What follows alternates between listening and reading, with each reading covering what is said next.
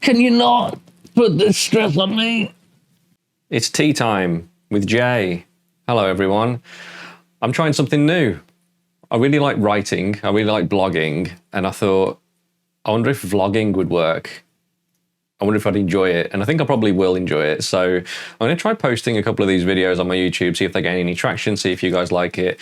If you don't, then you don't. And that's totally fair enough. The thing that I'm going to talk about today is what's going on kind of in my life right now, because I'm in the middle of a bunch of projects. There's loads and loads of things going on. Some things I can talk about, some things I can't talk about. The main thing I want to talk about is my home studio project that I'm working on at the moment. So since moving to the US 5-6 years ago, crazy long time ago, I've wanted to build a home drum studio. And in my mind, it's been this giant project that gets out of control and the budget runs crazy and it ends up costing 15 times as much as it should, and all of these things. I just haven't really understood the boundaries or the size of a project like this, even though I've done it before in the UK, right? When I lived in the UK years ago, I had rehearsal studios, I've built home studios, so I know how to do this. But in the US, processes are a little different. And that's really where I'm getting a bit stuck at the moment. So I'm a homeowner.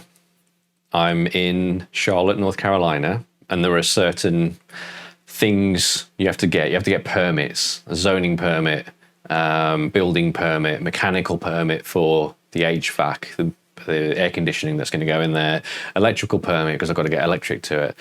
And there's not one place online that has correct information 100% of the time. Let's just say that. There's obviously a website that is like northcarolina.gov or something where you can go and you find out what you think you need to do. You put in the details of your project and you kind of get a rough estimate of what permits you need. And I've determined that I need zoning permit, building permit, electrical permit, and a mechanical permit. So there's 4 things. And as part of doing all of this, there's also a thing called a plan review, which you're supposed to submit first to get an idea of like which permits you need and all this kind of stuff. And just before you submit all of the documents for your building permit, you're supposed to do this plan review. So I spent like 4 or 5 hours getting all of the information for that together the other day, only to discover that I didn't need to do it. Like literally didn't need to do it. I spent all this time making this thing, and then I get to the end of it, and 2 hours later I get an email back from the government department, which I did think actually was pretty fast. I will congratulate them for that. That was a fast turnaround. But I get this email back, didn't need to do it. It was unnecessary work. Like, great. So that's kind of annoying. And then I moved on to the next stage, which everything on the internet was suggesting was the building permit. I have to get a zoning and building permit. And I went into the portal, the North Carolina portal, I set up my account, I started going through the process. One of the very first steps, it's asking, is there an electrical engineer? Is there more than one electrical engineer? So I'm like, yes, there's an electrical engineer. Is there more than one? No. Is there a mechanical engineer? Yes. Is there more than one? No.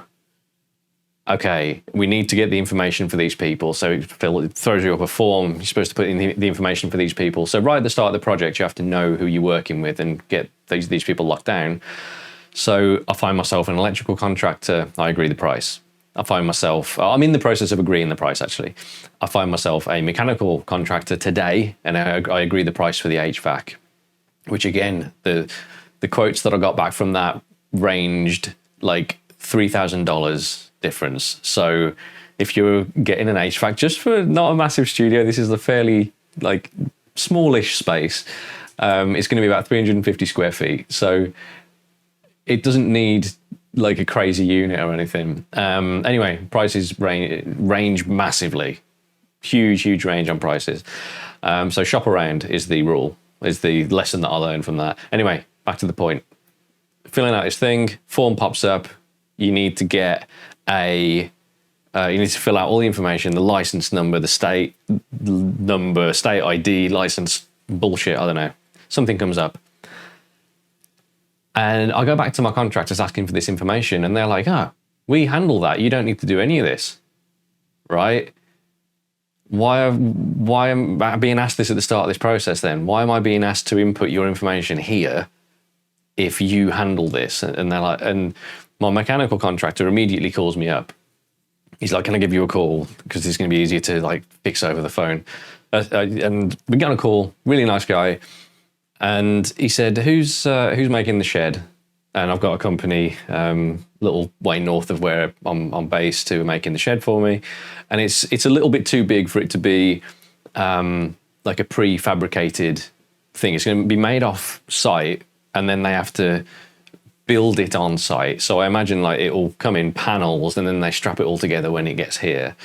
And because that's happening, he was like, it needs to, this is the mechanical contractor advising me this, it needs to be the people that are making this building that provide you the building permit for it.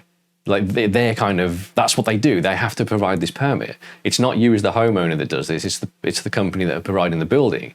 I'm like, okay, that's contrary to what I've been told this entire time, that I'm supposed to get this thing for myself. So I've gone back to the building company and I'm like, guys, my contractor's telling me that it's supposed to be you that gets this permit for me. What's going on? And I get an email back. Yes, I think it is us that's supposed to do that for you. Hold tight. Like, Can you not put this stress on me? ugh. So I would just like for anyone to know what they're doing. That's basically it. The moral of the story is no one knows what the fuck they're doing, ever. No one knows what they're doing. Everyone's blagging it, even at a professional level, even into the highest reaches of every business you can possibly imagine. Everyone is blagging it. And that includes the government. That includes private business. That includes bands. I can tell you that. Everyone's blagging it. So that's where I'm at with this studio. It's going to be amazing when it's made. I reckon it's going to be the end of this year. I'm in July now. I reckon it'll be November, December when it starts to fully come together. The actual building itself will be there in a couple of months. The soundproofing of it is then going to take at least another month to 6 weeks, realistically. I know how long these things take because I've done it before. But I'm super excited to have my acoustic kit in a room where I can hit it, and to make drum lessons that are on the acoustic kit. That's going to be super exciting.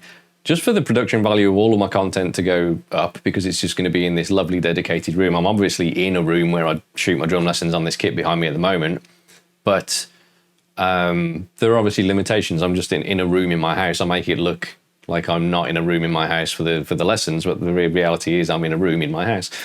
And I'm just looking forward to having a space where all the cameras are permanently set up around the acoustic kit, and it's going to be great. It's going to be a good time.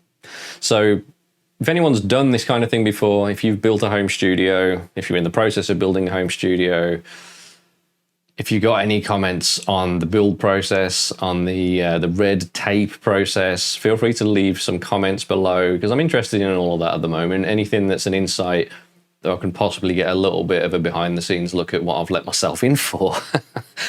I'm definitely interested. I will say, I think I know what I'm going to get for the soundproofing though, and how I'm going to sort all of that out.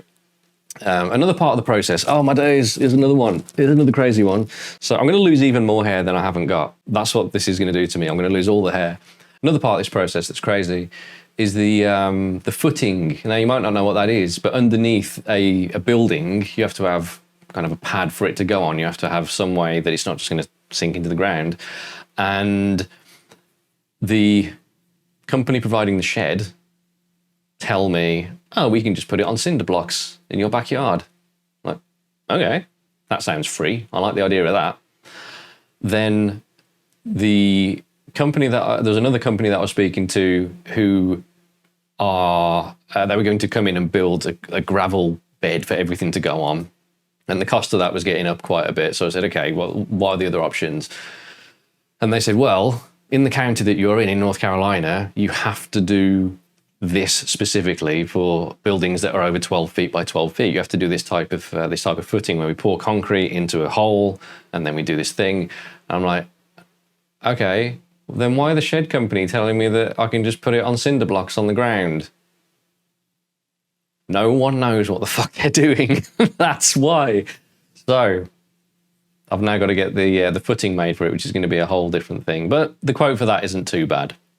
So far, the build that I'm looking at is coming in at around $40,000. That's with me doing quite a lot of the work myself. The shed, the building that I'm having made is half of that, pretty much exactly half of that. The HVAC is coming in a little over 4. The soundproofing is going to be 8 to 10. The electrical work is looking at being about a couple of grand as well. And that's before there's any equipment. That's literally before there's any equipment. That's before I've put up any panels or anything in there. So it's going to be somewhere between, it's 40 grand for the room, and that's a decent sized room. It's not giant. It's going to be big enough for me to do what I need to do. Probably not big enough to like record Tesseract albums if we're going for like a nice room sound. We're probably still going to have to go to a studio somewhere, but I think it's going to be good enough for me to record at home. Well, it is going to be good enough for me to record at home and to do drum lessons from and content on here as well. But yeah, that's kind of where I'm at. As the project progresses, I'll give you guys updates, and I'd love to hear from you guys if you've got any insight in building a studio, in the processes and the red tape that are involved in the US, particularly in North Carolina. Then hit me up, because the more I know, the better. And I'll drop back in tomorrow or over the next couple of days with another Tea Time with Jay. I don't know why I'm calling it Tea Time with Jay. I was making a cup of tea in the kitchen when I thought about sitting down and doing this. So I guess it's Tea Time with Jay. And I'll see you on the next one. Oh, and I suppose I'm supposed to say like and subscribe, because if I don't say that, people don't do it and the channel doesn't grow. So if you're here for the end of this, like and subscribe, tell your mom about it, tell your friends about it, tell your cat and dog about it. If you've got a goldfish, tell a goldfish. Anyway, I'm going to go.